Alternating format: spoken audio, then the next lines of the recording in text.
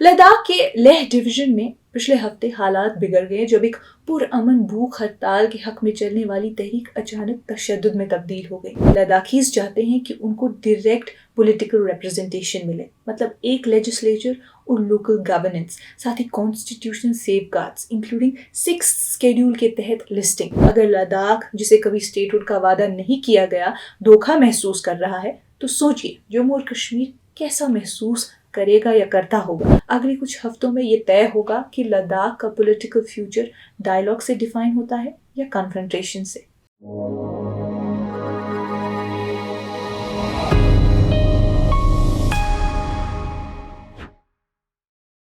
یہ کشمیر رپورٹ ہے، آپ سب ناظرین کا خوش آمدید۔ میں ہوں آپ کی میزبان عمائمہ ریشی۔ ناظرین، اگست 2019 میں گورنمنٹ نے ایک لاء پاس کیا جس سے جموں اور کشمیر کو آرٹیکل 370 کے تحت اسپیشل اسٹیٹس سے محروم کر دیا۔ جموں اور کشمیر کو 2 یونین ٹیریٹریز میں ڈیوائیڈ کر دیا گیا اور سیکیورٹی کے لیے سخت میجرز بھی لگائے گئے۔ نئی بنی union territory of Jammu and Kashmir میں حالات ٹینس تھی۔ رولنگ بھارتیہ جنتا پارٹی پر الزام تھا کہ وہ ڈسینٹ کو دبا رہی ہے کیونکہ کنٹری کے باقی حصوں سے آلموسٹ ساری کمیونیکیشنز کٹ کر دی گئی تھی۔ لیکن بارڈر کے دوسرے سائڈ لداخ میں نہ ہنسا ہوئی، نہ ٹینشن، نہ پولیٹیکل کریک ڈاؤن۔ وہاں صرف خوشی کا ماحول تھا کیونکہ جموں اور کشمیر سے الگ ہونا لداخی لوگوں کی لانگ سٹینڈنگ ڈیمانڈ تھی۔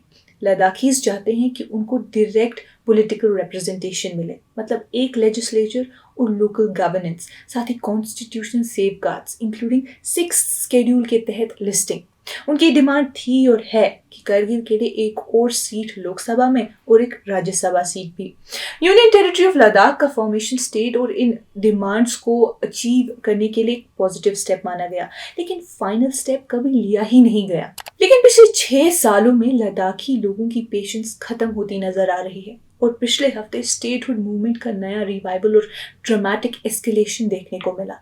لداخ کے لیہ ڈویژن میں پچھلے ہفتے حالات بگڑ گئے جب ایک پرامن بھوک ہڑتال کے حق میں چلنے والی تحریک اچانک تشدد میں تبدیل ہو گئی۔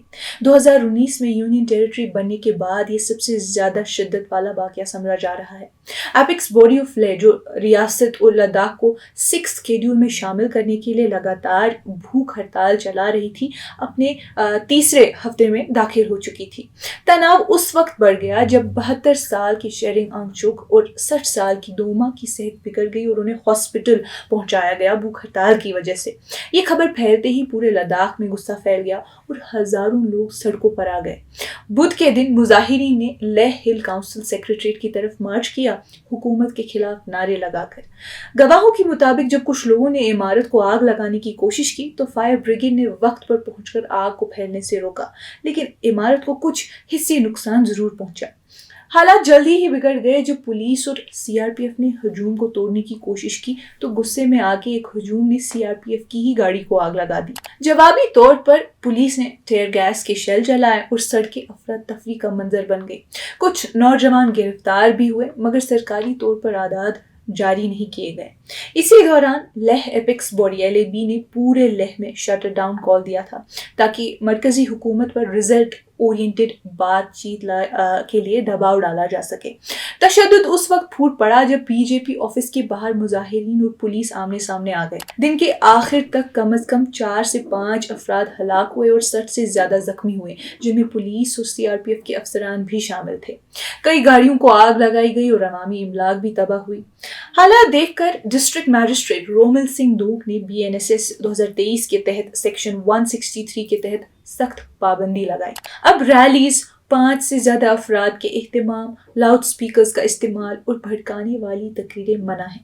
جو اس قانون کی خلاف ورزی کرے گا اس پر سیکشن 223 کے تحت سخت کارروائی ہوگی۔ پولیٹیکل اور سول سوسائٹی کا ریاکشن بھی اس پر کافی دیکھنے کو ملا۔ ہنگر اسٹرائک پہلے ہی زیادہ دھیان کھینچ چکی تھی پرومیننٹ کلائمیٹ ایکٹیوسٹ سونم وانگچک کے ساتھ، جنہوں نے اپنے 3 ہفتوں کا فاسٹ بدھوار کو ختم کر دیا حالات خراب ہونے کی وجہ سے۔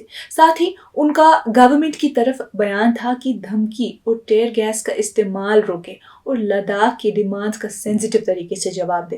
پولیٹیکل آواز نے ڈیبیٹ کو اور گہرا کر دیا۔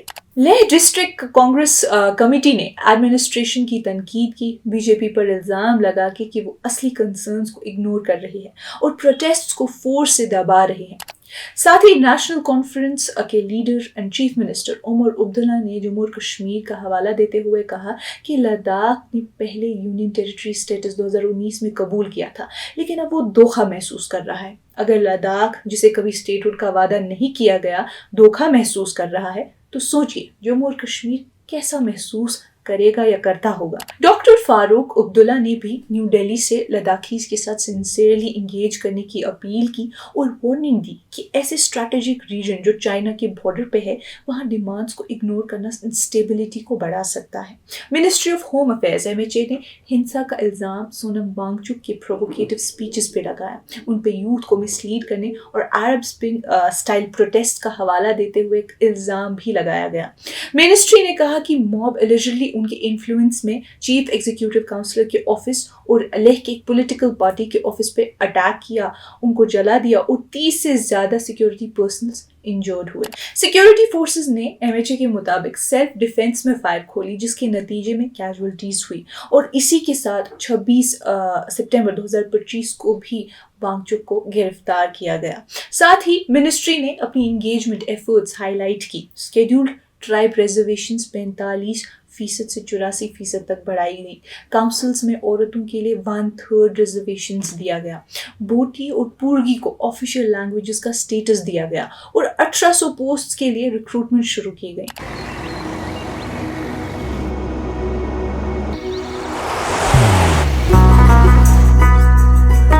मोहब्बत वही जो दिल से हो, इबादत वही जो दिल से हो, दुआ वही जो दिल से निकल आए, बात वही जो दिल से कही जाए, दोस्त वही पक्का जो दिल से साथ निभाए, रिश्ता वही बेजोड़ जो दिल से जोड़ा जाए। दिल से ही तो होते हैं इरादे चट्टान से, दिल से ही तो बनते हैं घर खाली मकान से।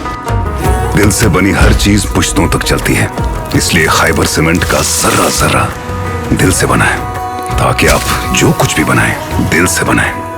खैबर सीमेंट, दिल से बनाओ।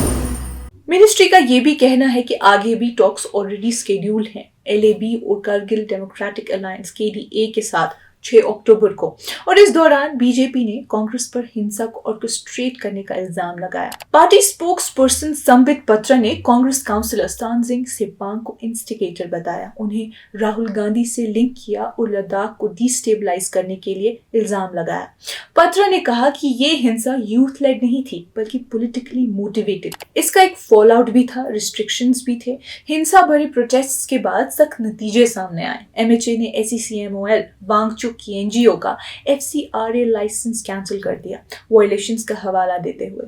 पुलिस ने 50 से ज्यादा लोगों को अरेस्ट किया, जिनमें नेपाल और जम्मू के डोडा डिस्ट्रिक्ट से आए लोग भी शामिल हैं, और इन्वेस्टिगेशंस चल रही हैं ताकि एक्सटर्नल इन्वॉल्वमेंट का पता चल सके। करगिल में मार्केट्स एक दिन के शटडाउन के बाद दोबारा खुल गए, लेकिन KDA ने फायरिंग, जिसमें 4 से 5 सिविलियंस की जान चली गई, उसका जुडिशियल प्रोब मांगा है। फॉर्मर लेजिस्लेटर असगर अली करबलाई ने गवर्नमेंट पर धोखा देने का इल्जाम लगाया है और कहा कि लद्दाखीज पिछले 5 साल से स्टेटहुड 6 शेड्यूल इंक्लूजन और जॉब सिक्योरिटी और रिजर्वेशन सेफगार्ड्स के लिए डिमांड कर रहे थे, लेकिन कोई रिजल्ट नहीं मिला। जैसे ही हालात थोड़ी नॉर्मल हुई, लेह में रिस्ट्रिक्शंस पार्शली ईज कर दी गई। स्कूल्स, कॉलेजेस तब खुलेंगे अगर शांति कायम रहे। फिर भी टेंशन्स अभी भी हाई हैं। लेफ्टिनेंट गवर्नर कविंद्र गुप्ता ने हाई लेवल सिक्योरिटी रिव्यू किया, इंटर एजेंसी कोऑर्डिनेशन और अलर्ट रहने पर जोर भी दिया है। ऑब्जर्वर्स वार्न कर रहे हैं कि ये हिंसा लद्दाख की यूनियन टेरिटरी स्टेटस के बाद से सबसे ज्यादा सीरियस एस्केलेशन है 2019 के बाद, और LAHDC इलेक्शंस के पास आते हुए और स्टेटहुड और 6 शेड्यूल प्रोटेक्शन की डिमांड्स तेज होते हुए अगले कुछ हफ्तों में ये तय होगा कि लद्दाख का पॉलिटिकल फ्यूचर डायलॉग से डिफाइन होता है या कन्फ्रंटेशन से। नाजरीन, आज की इस कश्मीर रिपोर्ट में इतना ही। बाकी मजीद मालूमात के लिए बने रहिए कश्मीर लाइव के साथ।